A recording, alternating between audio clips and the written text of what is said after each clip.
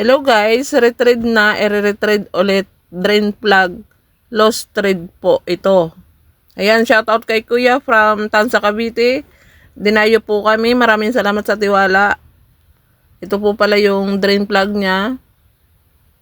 Lost thread na po, niretread na po yan. Dati, i-retread po ulit. Ito po yung hantap na i-retread, sinukatan po. And then, ito din po yung drain plug niya dati. Ayan, may mga lagay na, and then yung flat washer niya medyo matigas. I-drain po ulit yung oil niyan. Bali yung oil po, papalitan na rin natin. Ito po yung bolt na gagamitin natin, medyo lalakihan na po yan kasi i-retread po ulit. So yan guys, nire-retread na ni Kuya Egay yung kanyang na-lost thread na drain plug. So guys, dito sa amin, hindi na po namin binababa ang makina kapag nagre-retread ng drain plug si Kuya Egay. So, medyo tipid-tipid po muna tayo. Hindi na natin yan kailangan ibaba ang makina. Hindi na rin natin kailangan dalhin sa machine shop.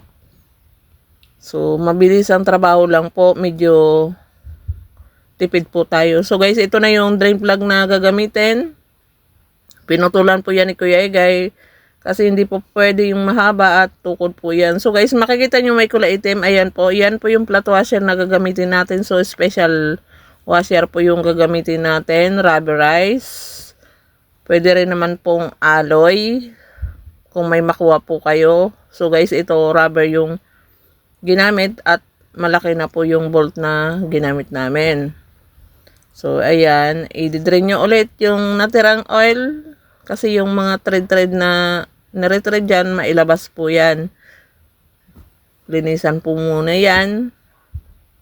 Yan yung ginagawa ni Kuya Egay para lalagyan natin yan ng panibagong oil. So guys, ayan na yung mga tira-tirang nare-thread na ilabas po yan. Kailangan malinis po at hindi makapasok sa makina.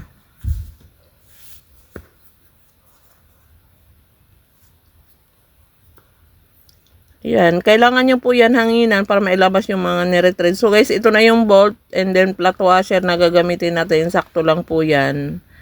Ayan, nilalagay na ni Kuya Egay. So maganda po siya, fit na fit. Tamang higpit lang po. Ayan na siya. Na-thread na po yan. So guys, sasalin na natin ngayon ng panibagong langis. Huwag pong kakalimutan na lagyan ng langis. So, any kind of oil naman po ang inilalagay kung anong gusto nyo po. So, guys, ito na. Paandarin na natin para makita natin yung nire-thread. Kung okay po ba yung nire-thread. So, guys, okay po yung nire-thread na.